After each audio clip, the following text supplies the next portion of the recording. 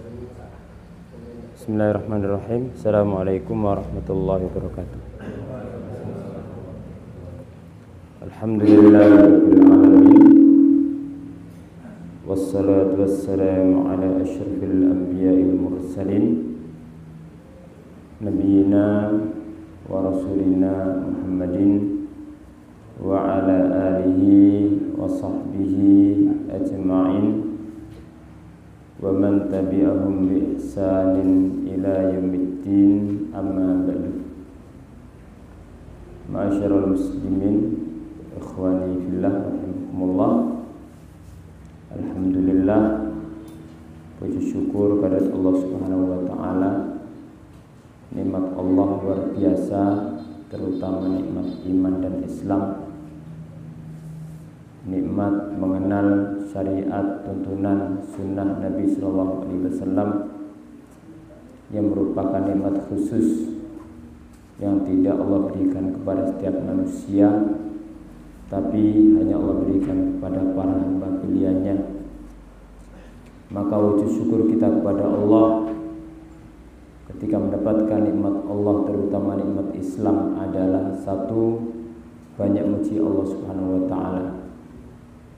Yang kedua, meyakini dengan hati yang dalam semua itu murni pemberian Allah. Yang ketiga, kita berusaha untuk mempertahankan dan berdoa serta berusaha istiqomah di atas Islam, di atas iman, di atas sunnah Nabi Sallallahu Alaihi Wasallam. Kedua kalinya salawat dan salam semoga tercurah kepada Nabi Muhammad Sallallahu Alaihi Wasallam, kepada keluarganya, semua para sahabatnya dan umatnya yang setia sampai hari kiamat. Kita lanjutkan pembahasan kita dalam mengkaji kitab Tauhid. Kita sampai pada bab yang ke-51. Bab yang ke-51. Bab qaulillahi ta'ala walillahil asma'ul husna fad'uuhu biha wa dharul ladzina yulhiduna fi asma'ihi sayajzawna ma kanu ya'malun. Walillahil asma'ul husna, ini susunan yang mengandung pengkhususan. Hanya milik Allah nama-nama yang husna. Husna itu adalah puncak dalam keindahan, tidak jadi hasan. Hasan itu biasa, bagus, indah. Tapi ini husna, berarti puncak keindahan. Fad'uhu biha, beribadahlah kepada Allah, doalah kepada Allah melalui nama-nama Allah yang husna. Wa dzalul ladzina yulhiduna fi asma'ihi, tinggalkanlah, ini ancaman, orang-orang yang menyelewengkan dalam nama-namanya. Mereka akan diberikan balasan dengan sebab yang mereka perbuat. Pada ayat ini ada 3 pembahasan penting. Pada ayat ini ada 3 pesan penting. Pembahasan yang pertama pada firman Allah, walillahil asma'ul husna. Hanya milik Allah nama-nama yang sangat luar biasa indahnya, sempurna keindahannya. Gitu terjemahnya. Terjemahan apa guys? Hanya milik Allah nama-nama gitu aja. Oh iya. Jadi al-husna itu di hasan bukan, tapi puncak keindahan, sempurna, keindahan sempurna. Dan itu tidak dimiliki manusia. Kalau manusia ada keterbatasan. Tidak ada manusia sempurna mutlak, tidak ada. Nabi Muhammad dikatakan manusia sempurna, itu sempurnanya adalah tetap sempurnanya pada manusia. Tidak sampai pada sifat ketuhanan. Tetap abdul, hamba. Tapi wa rasul. Jadi kesempurnaannya itu pada ubudiyah dan kerasulan. Tapi Allah Subhanahu wa taala memiliki, hanya milik Allah, nama-nama yang sangat sempurna keindahannya. Ini menunjukkan kepada kita bahwa kitab tauhid ini tidak hanya membahas tauhid uluhiyah, tidak hanya membahas tauhid ibadah. Sebagian orang mengira kitab ini hanya membahas tauhid uluhiyah, tidak. Tapi ada juga pembahasan tentang tauhid al-asma was sifat, walaupun tidak sebanyak pembahasan masalah uluhiyah. Nah, ketika nama Allah itu husna, maka harus diagungkan, harus dimuliakan, harus diagungkan nama-nama Allah Subhanahu wa taala. Begitu pula sifat-sifatnya harus dimuliakan, harus diagungkan. Diagungkan dalam hati, diagungkan dengan lisan, diagungkan dalam sikap, perbuatan. Tidak boleh kemudian diselewengkan atau ditaruh sembarangan atau digunakan yang tidak sesuai dengan yang Allah kehendaki. Walillahi asmaul husna. Dan untuk mengetahui nama-nama Allah, dari mana sumbernya? Kembali kepada Allah. Kemudian kembali kepada hadis Nabi Shallallahu Alaihi Wasallam. Kenapa pembahasan seperti nama dan sifat harus kita kembali kepada Allah? Jawabannya, karena tidak ada yang lebih tahu tentang Allah melainkan Allah sendiri. Berarti yang harus tetapkan nama dan sifat kita tetapkan, tanpa kita ingkar, tanpa kita serupakan, tidak kita samakan dengan makhluknya, dan kita tidak berubah. Sudah kita terima apa adanya. Kemudian kenapa dalam sifat dan nama Allah kembali kepada Nabi SAW? Jawabannya, karena tidak ada yang lebih tahu tentang Allah setelah Allah melainkan Rasulullah SAW. Berarti siapa yang paling tahu tentang Allah? Allah sendiri. A'antum a'lamu amillah? Apakah kalian tahu tentang Allah? Tidak ada. Maka harus dikembalikan kepada kalamnya, firmannya, Al-Quranul Karim. Kemudian apakah ada yang lebih tahu tentang Allah dari manusia melebihi Nabi Shallallahu Alaihi Wasallam? Tidak ada. Berarti berbicara tentang ghaibiyah, tentang Allah, tentang malaikatnya, tentang rasul-rasulnya, tentang hari akhir, tentang qadar dan seterusnya. Yang paling tahu adalah Nabi Muhammad sallallahu alaihi wasallam. Maka beliau mengatakan, ana a'lamukum billah wa atqakum lillah. Aku orang yang paling tahu tentang Allah. Siapa bersabda? Nabi sallallahu alaihi wasallam. Saya adalah orang paling bertakwa kepada Allah. Siapa? Nabi Muhammad sallallahu alaihi wasallam. Ada yang lebih bertakwa dari Nabi sallallahu alaihi wasallam? Tidak ada. Dan beliau berhak untuk menyampaikan itu. Bukan seperti kita, enggak boleh. Ya. siapa kita. Kemudian pembahasan kedua, fad'u biha. Fad'u biha. Doa itu ada dua macam. Doa itu ada dua macam. Dan kalau kita pahami pembagian ibadah ini, doa ini, kita akan paham semua ayat-ayat dan hadis yang mengandung pembahasan masalah doa. Yang pertama namanya doa al-ibadah. Doa ibadah. Doa ibadah. Doa ibadah itu ya ibadah itu sendiri. Itu doa ibadah namanya.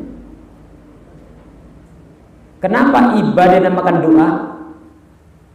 Karena seorang yang beribadah, beramal soleh, hakikatnya juga meminta.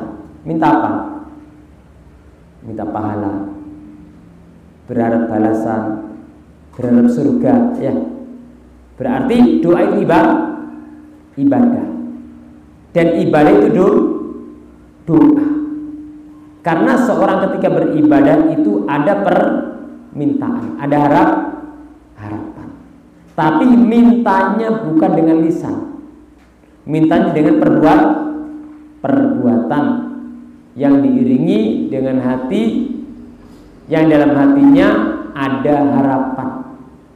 Oleh karena itu di hadis yang pernah kita bahas di bab awal-awal dalam hadis Imam Tirmidzi, Nabi Shallallahu Alaihi Wasallam bersabda, Allah berfirman, ya bena Adam, wahai anak Adam, lau da'autani wa rajautani ghafartu laka ala ma kana fika wal ubali. Wahai anak Adam, kalau kamu berdoa kepadaku dan berharap kepadaku, niscaya aku akan ampuni yang ada pada dirimu dan aku tidak peduli. Di sini ada perintah doa yang diiringi dengan rasa harap. Karena kalau doa itu ada rasa harapnya, maka ada pengagungan kepada Allah, ada ketundukan kepada Allah. Begitu pula mengandung husnudzon, berprasangka baik kepada Allah Subhanahu wa taala. Kemudian Nabi bersabda, Allah berfirman, ya ibna Adam, ya anak Adam, lau balagat dunubuka ananas sama thumma astaghfartani ghafartu laka wala ubali. Wahai anak Adam, seandainya dosamu sepenuh langit, setinggi langit, kemudian kau datang kepadaku, summa lakitani, engkau datang kepadaku, summa astaghfartani, engkau minta ampun kepadaku, niscaya aku akan mengampuni kalian walau ubali, tidak peduli dosa tersebut. Ya benar Adam, anak Adam, lau ataitani bi qurabil ardi khataya summa laqitani la tusyriku bi syai'a la ataituha bi qurbi maghfiratan. Kalau seandainya engkau datang padaku anak Adam dengan dosa sepenuh bumi, kemudian engkau berjumpa dengan tidak berbuat syirik, niscaya aku akan datangkan ampunan sepenuh bumi pula. Hadis ini hadis luar biasa, ya, luar biasa. Mengandung sebab-sebab ampunan, di antara doa yang diiringi dengan harapan. Kemudian kedua adalah istighfar, tobat kepada Allah. Itu sebab diampuni dosa. Yang ketiga adalah menjauhi kesyirikan. Jadi syirik itu dosa yang tidak diampuni kalau nggak tobat. Cuman kalau seorang bisa meninggalkan kesyirikan, ini akan menjadi sebab dihapusnya dosa-dosa. Jadi kembali kepada bahasan tadi, doa itu ibadah, tapi ibadah juga doa. Jadi kenapa ibadah dinamakan doa? Karena seorang ketika ibadah itu hakikatnya meminta, berharap, memohon. Cuma mohonnya bukan dengan lisan dengan perbuatan yang diiringi dengan harapan dalam hati. Kemudian yang kedua namanya doaul mas'alah, doa al-mas'alah, yaitu doa yang mengandung permohonan dan mintanya dengan lisan. Mintanya dengan lisan. Itu namanya doa apa? Mas'alah, risalah yas'al, minta. Doaul mas'alah. Namanya doa mas'alah, minta dengan lisan kita. Dan banyak Nabi Shallallahu alaihi wasallam mengajarkan doa-doa, begitu pula dalam Al-Qur'an banyak diajarkan doa-doa oleh Allah Subhanahu wa taala, dan seorang juga boleh meminta dengan bahasanya dia, walaupun doa dengan lafaz-lafaz syar'i yang ada dalam Al-Qur'an dan Sunnah adalah lebih istimewa. Apalagi permohonannya itu memang ada dalam doa-doa Qur'aniyah atau Qur'ani atau doa-doa yang ada dalam Sunnah Nabi Sallallahu Alaihi Wasallam. Nah, bagaimana kita mewujudkan fad'uhu biha ini? Ibadah dengan nama-nama Allah. Nama Allah kan banyak, ya, nama Allah banyak. Disebutkan dalam nas 99, ya. Tapi itu bukan pembatasan. Sehingga disebutkan dalam hadis Nabi Sallallahu Alaihi Wasallam, di antara doa Nabi Sallallahu Alaihi Wasallam, Allahumma inni as'aluka bi kulli ismin walak sammaita bi nafsak aw anzaltahu fi kitabik aw 'allamtahu ahadan min khalqik. Ya Allah, aku meminta kepadamu, as'aluka bi kulli ismin walak, dengan nama-nama semua yang ku namakan dirimu dengan nama-nama tadi, atau yang ku ajarkan kepada para rasul, para nabi, atau nama-nama yang ku khususkan pada dirimu yang tidak aku sampaikan kepada para rasul, kepada para nabi. Ini menunjukkan apa?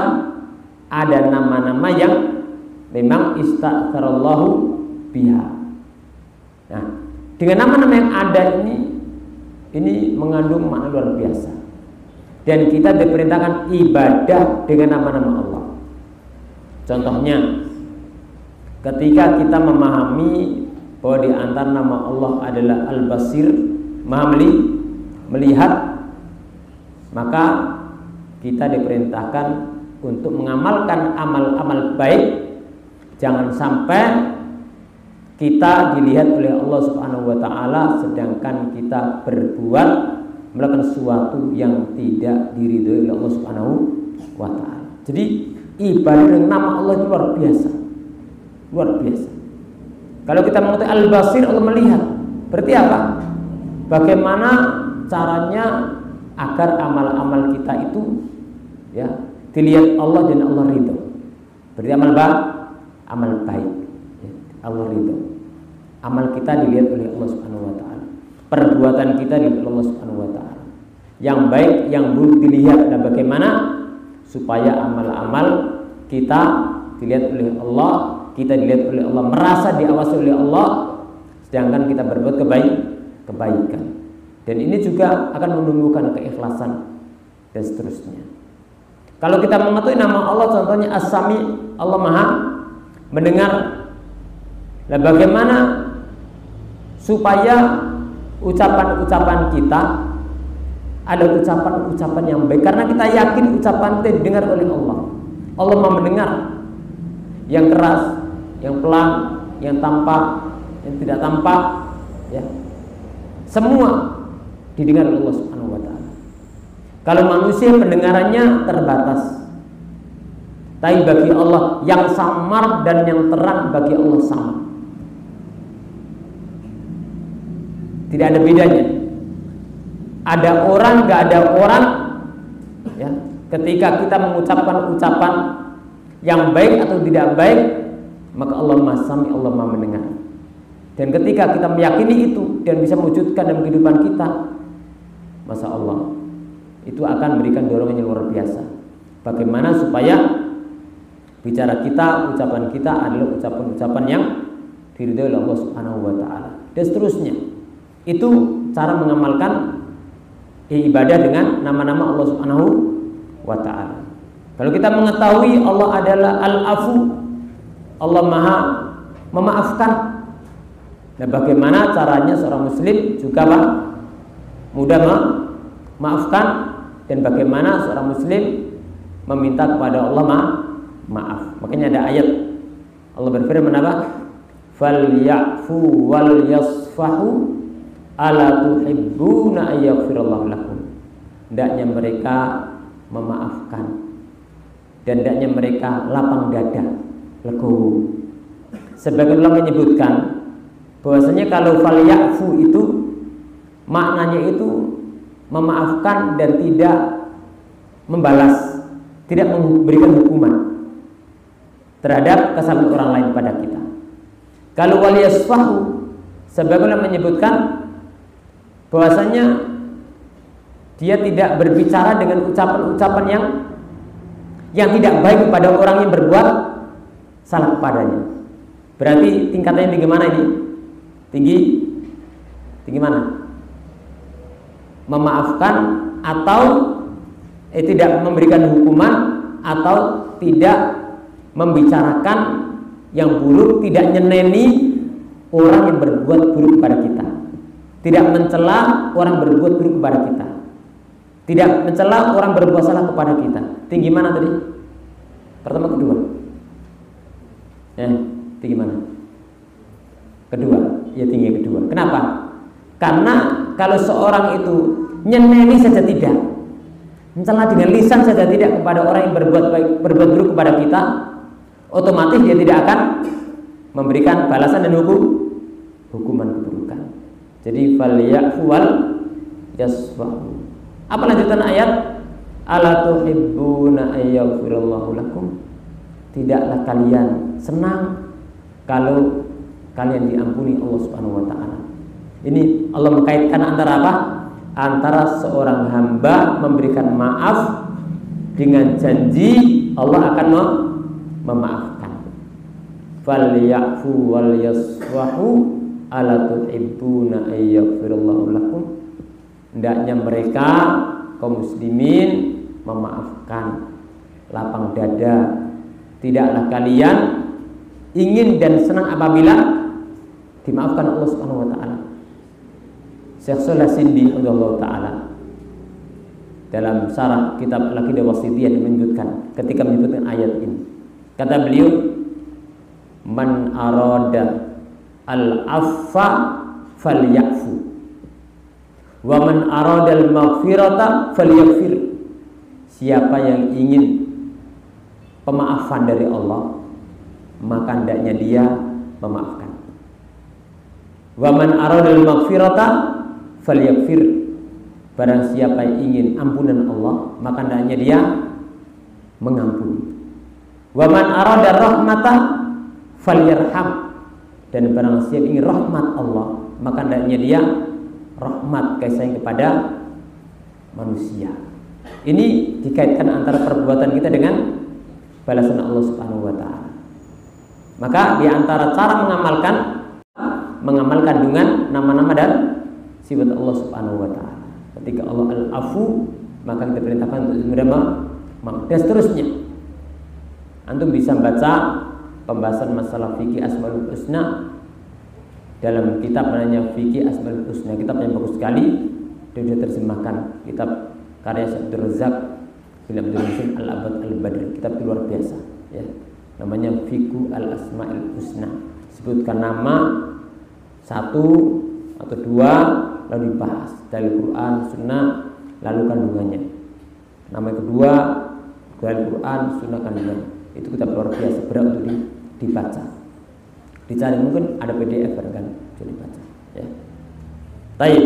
Jadi itu cara mengamalkan ibadah dengan nama Allah Subhanahu wa taala.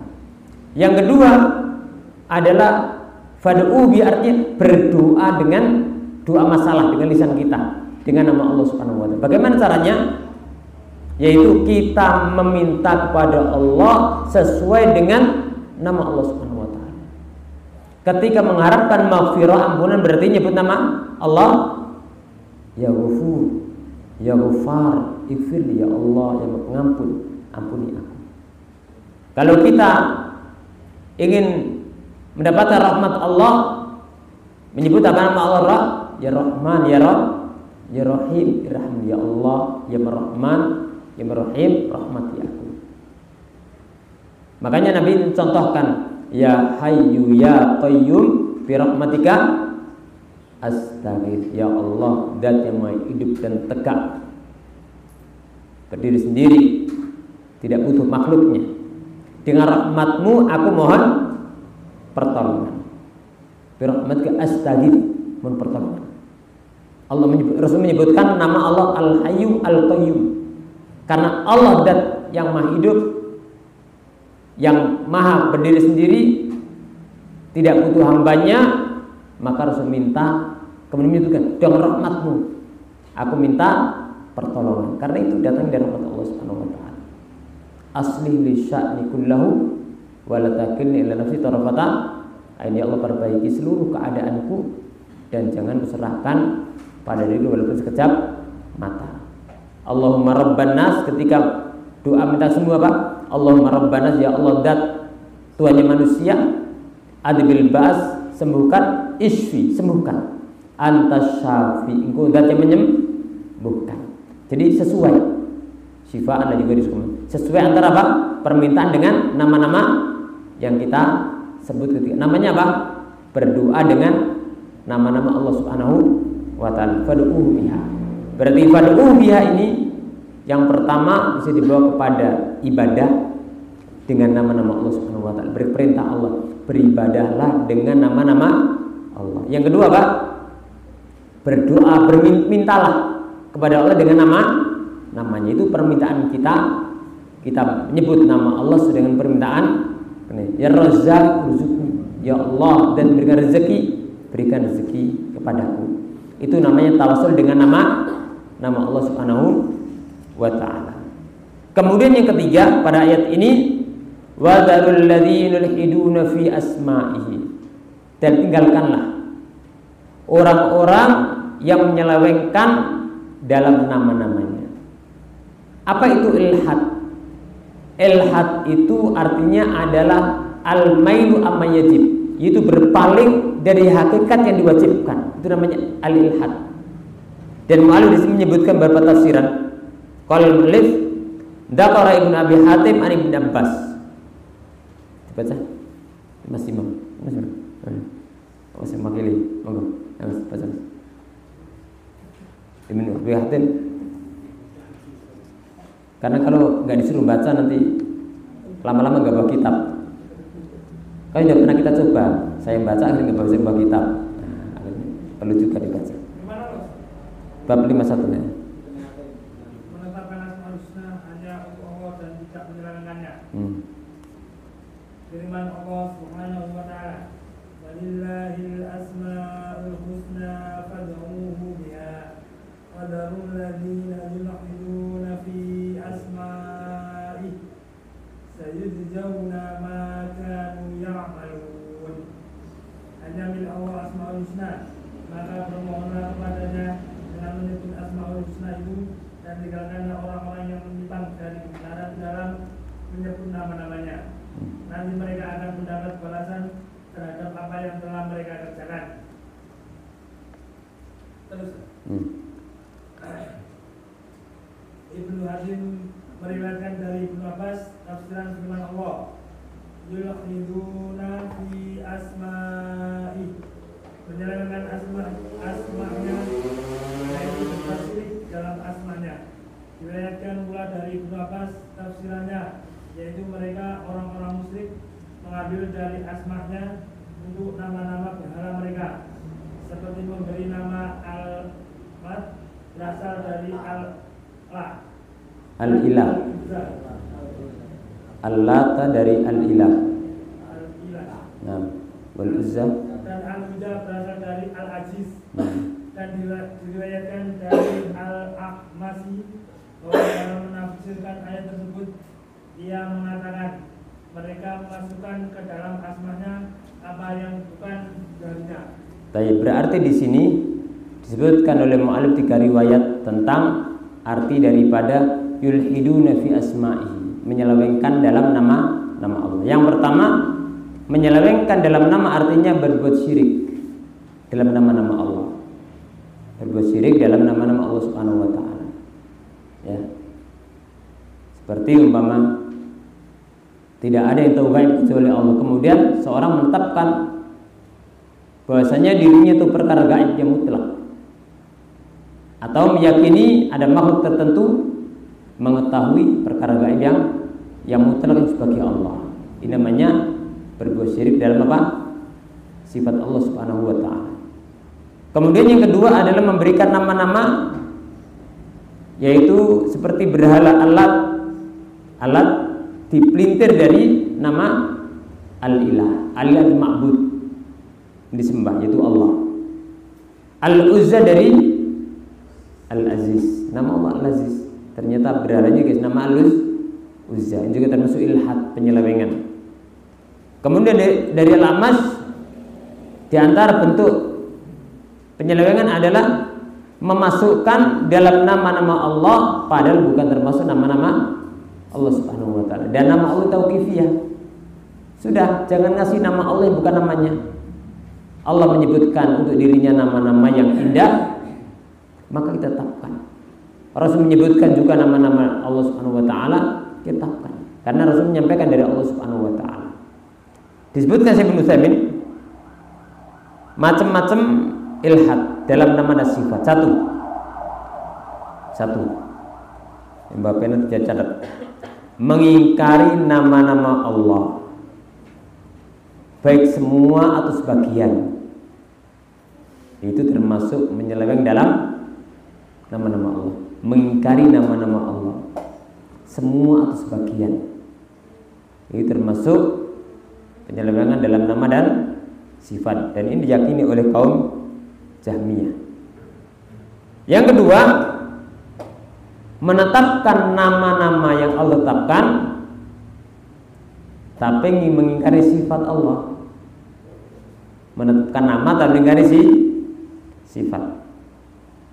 Seperti keyakinan orang menyimpang, Allah Maha mendengar tapi tanpa pendengaran. Dia mengimani kalau Allah Sami, Maha mendengar, tapi dia akan mengingkari pendengaran Allah. Padahal setiap nama itu pasti mengandung sifat.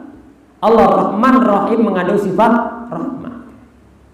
Semua nama itu pasti mengandung sifat, tapi tidak semua sifat mengandung nama. Nah, kalau seorang mengimani nama tapi sifat diingkari, maka dia masuk dalam penyelewengan. Yang ketiga, yaj'alu dalatan ala tasbih kal mumathilah. Menetapkan nama-nama Allah dan sifatnya tapi diserupakan dengan makhluknya. Padahal Allah berfirman, laisa kamitslihi syai'un wa huwas samiul basir. Tidak ada yang serupa dengan Allah. Dan Allah Maha mendengar lagi Maha mengetahui. Jadi kalau menetapkan tapi apa? Disamakan dengan makhluk. Ini termasuk apa? Penyimpangan. Ada sunnah menetapkan sifat-sifat Allah dan nama yang Allah tetapkan dalam Al-Quran, begitu pula disebutkan Nabi dalam hadisnya, tapi tanpa diserupakan. Kesamaan nama tidak mesti sama pada hakikat. Allah menetapkan dirinya Sami, tapi Allah juga menetapkan untuk manusia Sami'an Basira. Ya. Tapi tidaklah Sami'nya Allah sama dengan Sami'nya manusia. Itu hanya sebatas apa? Kalimat. Kesamaan kata dan kalimat tidak mesti sama pada hakikat. Sebagian orang karena takut menyerupakan, akhirnya apa? Sifat-sifat Allah diingkari dengan anggapan itu kalau tetapkan terlalu mirip dengan sifat manusia. Lah, bagi Allah sifat-sifat yang khusus bagi Allah, bagi manusia ada sifat khusus bagi manusia. Kesamaan nama tidak sama pada hakikatnya. Sebagaimana zat Allah tidak sama dengan makhluknya, hakikat sifat Allah tidak sama dengan sifat manusia, itu kita imani. Kemudian yang keempat, termasuk penyelewengan adalah diambil dari nama-nama Allah kemudian diperuntukkan untuk nama-nama berhala. Seperti tadi, Allah dari Al-Ilah, Al-Uzza dari apa? Al-Aziz, Al-Manat dari Al-Mannan. Ya, jadi diselewengkan, ya boleh. Yang kelima, di antara bentuk penyelewengan dalam nama Allah adalah memberikan nama untuk Allah yang tidak Allah namakan dirinya dengan nama tadi. Contohnya apa? Keyakinan orang Nasara. Orang Nasara mengatakan innallaha tsalitsu tsalatsa. Allah itu adalah satu dari yang tiga. Ada Tuhan Bapa, ada Tuhan Ibu, ada Tuhan Anak. Allah tsalitsu tsalatsa. Apakah Allah menamakan pada dirinya Anallahu tsalitsu tsalatsa? Enggak. Allah tidak menamakan nama ini. Dan ini bentuk apa? Penyekutuan juga bagi Allah Subhanahu wa taala. Atau seperti umpama menamakan Allah Qadir al-Ikhtira. Ya. Allah mampu untuk menemukan. Sudah, Allah Qadir itu. Maha segalanya, tidak hanya apa? Dalam mana? Allah Qadir al-kulli syai', itu lebih utama. Ya. Itu lebih utama. Itu bentuk-bentuk apa? Penyelewengan dalam nama-nama Allah Subhanahu wa taala. Begitu pula mantapkan sifat-sifat yang cacat, yang aib untuk Allah Subhanahu wa taala. Seperti ucapan orang Yahudi, yadullah maglulah, tangan Allah terbelenggu. Maka Allah jawab, hulat aidihim, tangan mereka terbelenggu. Walu inu bima qalu, dan mereka terlaknat dengan sebab perbuatan mereka. Dan Allah jawab, bal yaduhu mabsutatan yunfiku kaifa yasha. Kedua tangan Allah terbentang memberikan infak, memberikan kebaikan kepada siapa yang dikehendaki. Baik. Sekarang kita baca masailnya. Bagaimana? Baca ini. Masail. Kandungan bab ini. Satu, wajib menetapkan asma untuk Allah sesuai dengan keagungan dan kemuliaannya. Yang kedua, seluruh asma Allah adalah husna, yaitu puncak kesempurnaan dan dalam keindahannya. Ketiga, diperintahkan untuk berdoa dengan asma husnanya. Nah, diperintahkan berdoa dan ibadah dengan nama Allah Subhanahu wa taala. Ketiga, diperintahkan untuk meninggalkan orang-orang yang tidak tahu yang menyelewengkan asmanya. Artinya diperintahkan untuk meninggalkan, artinya tidak mengikuti jalannya. Itu maksudnya. Artinya apa? Tidak mengikuti jalannya. Bukan maksudnya adalah tidak memerintahkan mereka untuk yang baik, tidak melarang mereka dari buruk, bukan. Maksudnya adalah meninggalkan mereka nanti tidak mengikuti jalan mereka. Tidak mengikuti jalan mereka, tidak mengikuti manhaj mereka. Itu maksudnya. Yang kelima, tafsiran menyelewengkan asma Allah. Yaitu sebutkan tadi penafsirannya, yaitu memalingkan dari hakikat yang wajib untuk ditetapkan. Dan itu macam-macam tadi sebutkan, ada 5 atau 6 tadi. 6. Yang keenam, ancaman terhadap orang yang menyelewengkan asma Allah. Nah, al-wa'id diambil dari mana? Ini wadarul ladzina yahiduna fi asma'ihi. Kemudian dilanjutkan ayatnya, yujzauna ma kanu ya'mal, mereka akan diberikan balasan dengan sebab perbuatan mereka. Itu adalah ancaman. Dan setiap yang ada ancaman berarti menunjukkan perkara tadi perkara yang sangat diharamkan oleh Allah Subhanahu wa taala. Tapi ini bab yang kita bahas, bab 51. Insyaallah berikutnya kita masuk pada bab 52, yaitu bab tidak boleh mengucapkan assalamu alallah. Tidak boleh mengucapkan assalamu Allah. Subhanallah hamdik, subhanallah baik. Wassalamualaikum warahmatullahi wabarakatuh.